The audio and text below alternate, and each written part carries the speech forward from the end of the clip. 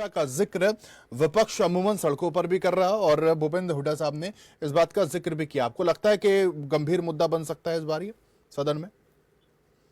नहीं शाहबाज जी, इससे भी गंभीर मुद्दा ये है, पिछले दिनों जितनी भी हरियाणा सरकार ने नौकरियां निकाली हम्म।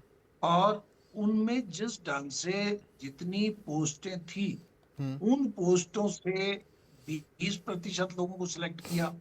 ये बहुत बड़ा मुद्दा है। और ये जो बाहरी प्रदेशों वाला मुद्दा है, ये हरियाणा में इसलिए भी ज्यादा है क्योंकि 2019 में जब गठबंधन सरकार बनी थी, तो यही सरकार 75% हरियाणा के युवाओं को नौकरी देने का एक बिल लेके आए थे। हालांकि वो बिल कोर्ट में वो टिका नहीं। इस कारण विपक्ष बार बार यह मुद्दा उठाता है, एक तो बाहरी लोगों को और उसके अतिरिक्त कुछ बाहरी लोगों को। जो हरियाणा लोक सेवा आयोग है उसका चेयरमैन भी बाहर के हैं। तो कुछ इस प्रकार के आरोप लगाए जा रहे हैं कि उनका हरियाणा की युवाओं के प्रति कोई रुझान नहीं है। तो ये आरोप तो विपक्ष लगाएगा ही लगाएगा।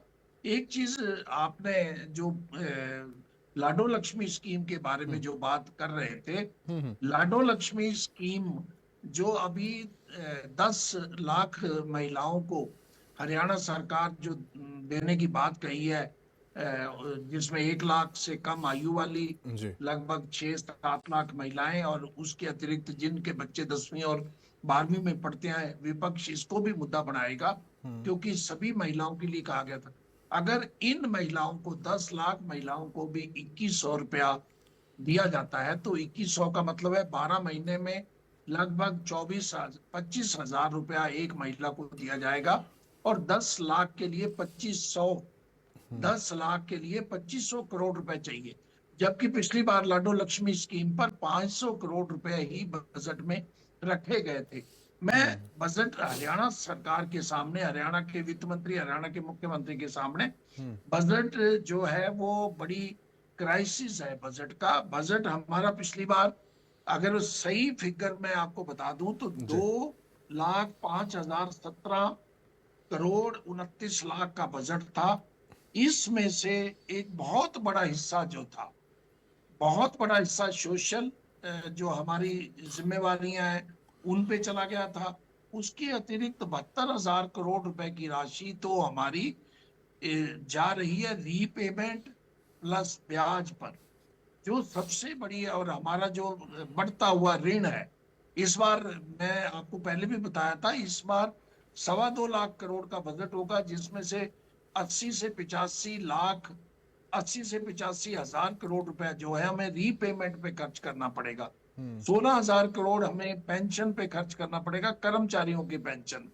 उसके अतिरिक्त जो हम बुढ़ापा पेंशन दे रहे हैं और लाडो लक्ष्मी स्कीम दे रहे हैं, आयुष्मान दे रहे हैं, 20,000 करोड़ रुपया हमें इनके लिए चाहिए।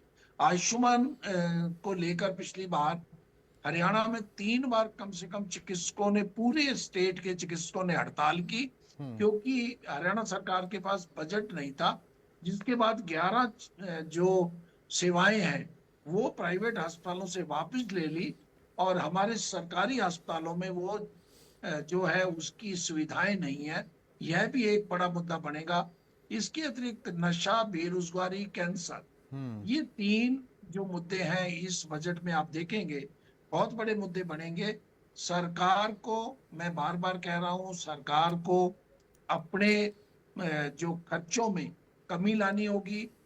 ये जो है पॉपुलर जो नारे हैं उस पर भी अंकुश लगाना होगा। और उसके अतिरिक्त टाइम बाउंड, मैं आपको एक उदाहरण देके बात अपनी खत्म करूंगा, जो मैं बार बार टाइम बाउंड की बात कहता हूं। एक प्रोजेक्ट जो 8 करोड़ का था, अगर वो सिरसा में कंप्लीट हो जाता 3 सालों में, तो वो 16 से 20 करोड़ में कंप्लीट होता, क्योंकि 8 करोड़ में वो शुरू किया गया था। आज वो 80 करोड़ रुपया पहुंच गया, लेकिन वो अधूरा पड़ा है। इसी प्रकार एक छोटी सड़क का मैं आपको उदाहरण देता हूं। एक 2 किलोमीटर सड़क की मुख्यमंत्री की घोषणा हुई, जिसका बजट अधिकारियों ने 6 करोड़ का बनाया, जबकि कुछ अधिकारी, अच्छे अधिकारी थे, वो 3 करोड़ में केवल वो सड़क कंप्लीट हुई। वो सड़क थी हिसार रोड से बरनाला रोड को जोड़ने की, 2 किलोमीटर 4 लेन सड़क।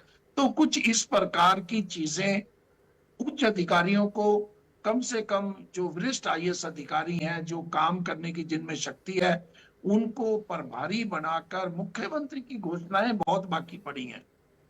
अनेक मुख्यमंत्री खुद कह रहे थे कि हमारे वादों में से 60 वादे पूरे हुए हैं और 120 से अधिक है। अगर जिला वाइज मुख्यमंत्री की घोषणाएं लेंगे तो 10-10, 12-12 सालों से मनोहर लाल जी की घोषणाएं अभी कंप्लीट नहीं हुई हैं। इन चीजों पर ध्यान देना होगा।